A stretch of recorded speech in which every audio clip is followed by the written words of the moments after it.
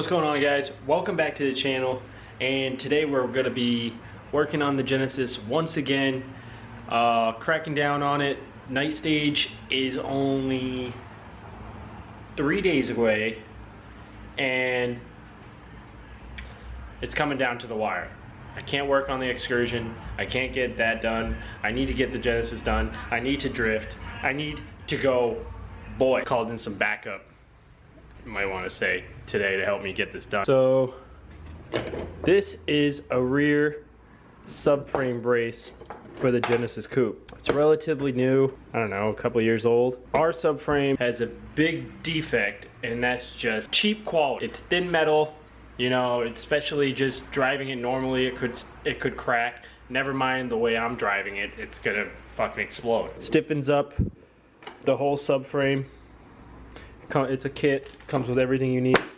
So essentially, the way our our diff is set up right now is that it only uses these two and the left side, but with this kit it adds a whole nother bushing, and these are poly, so these are obviously way stiffer, and these through bolts in the subframe. This is the one that's getting added, so the hole saw is going to be used to cut through the existing subframe so that this can slide in there. But I mean, this kit came with everything you need, all the hardware. We're going to get this car backed up in here. I'll go and show you how it looks. Look at this thing. Look at this thing. Oh my goodness. It's tucking, boys, for real. You just look at that. Just look at it. Oh man.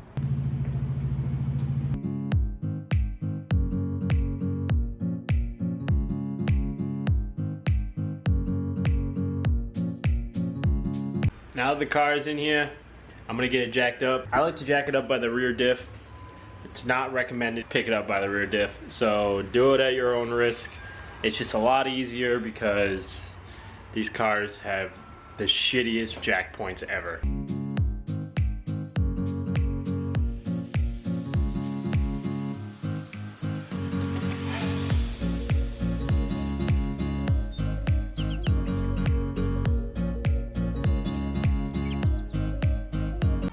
Alright, so on some sketchy stands. Harbor Freight. No, I'm just playing. Alright, so this is where that subframe brace is gonna go. You can kind of see the outline right here. So from factory, they only used one of the holes, and they just kind of like forgot.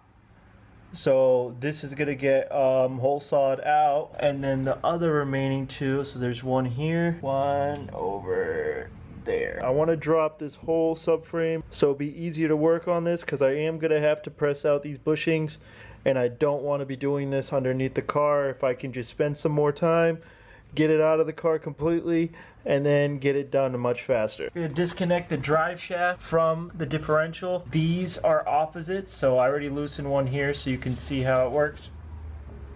This one's just a regular lefty-loosey. If you want to loosen this one, you got to go to the right to loosen it. Start by just pulling off this drive shaft. You're gonna have to take the car out of gear and drop the e-brake for this to rotate.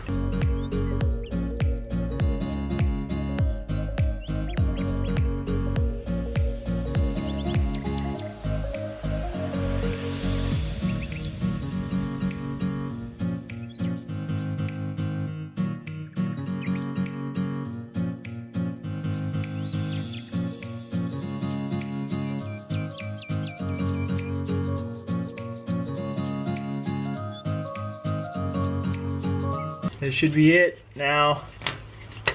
Just a simple, it's not gonna be simple. You're gonna have to pry it.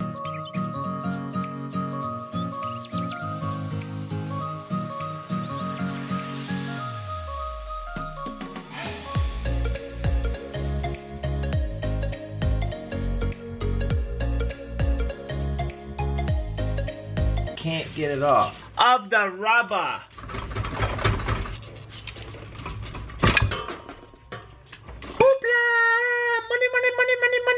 Alright, so the next thing you need to remove the brake caliper again to drop the subframe, and I took off the rotor as well. I just zip tied it to the nearest thing, which was an existing exhaust support, because my exhaust is right there, just chopped. So made good use of that on this side. And then on this side I had to go off the rear bumper. You can still leave it hooked up. Caliper and rotors off. Going to be removing this cable right here. It runs along both sides. This is your e-brake cable. Got to take that out and get it out of the way. On the other side, to show you how that's gonna work, I gotta remove this spring. Once I remove this spring, I'm gonna spread this shoe and this shoe opposite directions, and this should slide right out. Alright, so once you pry this spring out, the shoe should open like moi, and this should just come right off. See, it's like a tooth that latches on there. This side worked. I'll show you what's going on now. Your brake cable sticking through. Those are the two 14 mils that you got to remove from the back side. I wasn't able to remove the e-brake cable at all. Should just give it a yank, just like that. That's what I've been having trouble with for the last I don't know, hour. Just so you guys can see how hard I was working on that other side. This is one of the bars I use, you know, when stuff is stuck. Help me get out the spring in the car. This at one point was a right angle, not so right anymore. And this right here, this little belly, used to be straight. That's from that clip, that little ass clip. I got it out, guys. It just took some encouragement. Look at that, look at that. Look how bent out of shape it is. What is it stuck on? It's out. Thing is mangled. I've been prying some more, and it just did not want to get out. One with the car. So the last thing that's gonna probably, well, it's gonna be in my way. Not this bracket for the exhaust, but the one that's right near the differential. Exhaust is chopped right here anyways. It's a fucking load of shit. Should be it. Should be out of no more obstacles. E-brake lines are down. Drive shaft is disconnected. Calipers are disconnected. If I have to, I'll cut this bitch right here. Remember, always use your safety squints. Damn, boy. Damn, boy, she thick.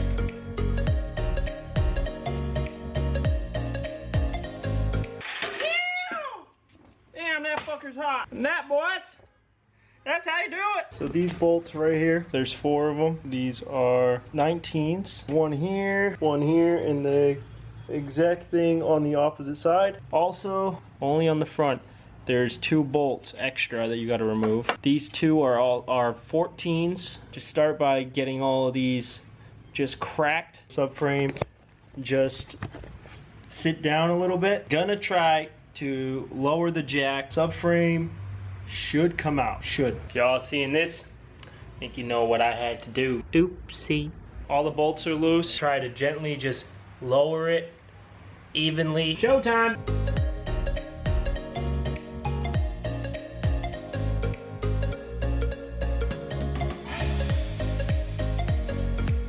Woo!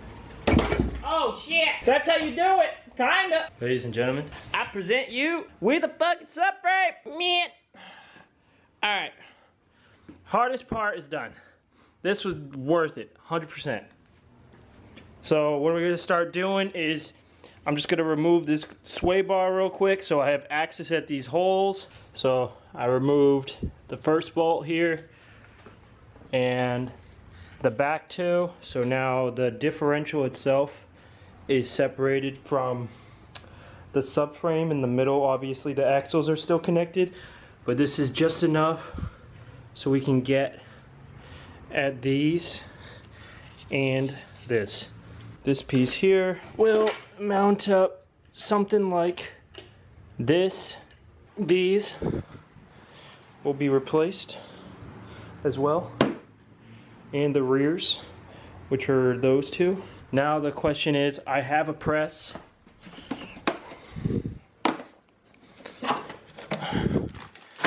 I have a ball joint press. We're gonna try to just send her. Remember, always have fire. Hey, look who finally decided to show up. What's up? finally decide to show up. After this whole fucking shit is already out of the fucking car. Fuck you, bro. Alright.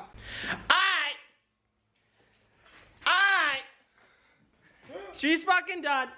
If it wasn't for these boys right here, look at this cute motherfucker right here. Ooh. That right there is João Cagão. That right there is Josh. If it wasn't for him, I'd be fucked right now. Nice stage. See ya. Alright, so you're probably looking at me like, where the fuck did you come from? But I did not get to film myself taking out the existing bushings because my friends got here trying to help me out get it done, and I just focused on getting it done instead of really filming it. So I apologize for not showing that content, but I do have the bushings to show you how I did it. I did not use that press. The press was not working. I was just getting frustrated. So here are the bushings. So this was the main left one that we already had existing, and these are the two rears. So essentially what I did was the hole saw that you're using to make a new hole, oh, that just came out. The hole saw that I used to make the new hole, I also used it to cut the old bushings off. So it sits more like this. So that's how your bushing was sitting. I used this to cut right through it. Took some work, but once you get this out, pop out the bushing, and then this casing still in there. Just use like a sawzall. As you can see, it's really not that much you have to cut. As soon as you cut it, you should be able to pry this with like a flathead and then just get this part out. But again, super bummed I didn't get to show that. Really wanted to show it, but that's how I got it out. And I also just used like a 1/4 inch with a step bit to get all those holes drilled out of the subframe. I'll show you what it looks like finished underneath so you can at least see something. Alright, so this is what it looks like installed. The one that the light's flashing on, that's existing, and that's the new one. And it looks fucking tit in there. All those little through bolts, again, all those drilled out. Like, look at that, doesn't that just look baller? On the performance side of this, I did go drifting shortly after installing this. That's why, kind of the reason I didn't get to film it, because I was kind of in a rush. But anyways, it is crazy. Like, before, the car had some hesitation with like shifting into first and second. Not saying I can't shift, but there's a lot of play in the bushings, the OEM bushings, and compared to the poly bushings that I installed. So with that, and plus I have the Megan, I don't know however you say it, poly transmission stiffener as well. The whole rear end of the car feels so tight, like it doesn't even feel like it's there. I also have a welded diff all back there, so it feels like it's rock solid, as weird as that sounds. I can definitely trust this kit, very quality, had all the tools to do it. I mean, did have to get a little crazy with using this to make the holes, but other than that, once you seat the new poly bushings in there, you just gotta slam the shit out of them. Easiest way to tell you, until they're seated, and then just essentially reversing what I did to drop the subframe back up. And it's actually really easy to get it back up. I felt like it was more sketchy dropping that big boy. Anyways, I'm really sorry that I didn't get to film that. That is super important content, but at least we got it done, and I'm so thankful for Josh and João to help me out with that, because without their help, I would have been dead of the water. But till next time, boys, I'll see you. Peace.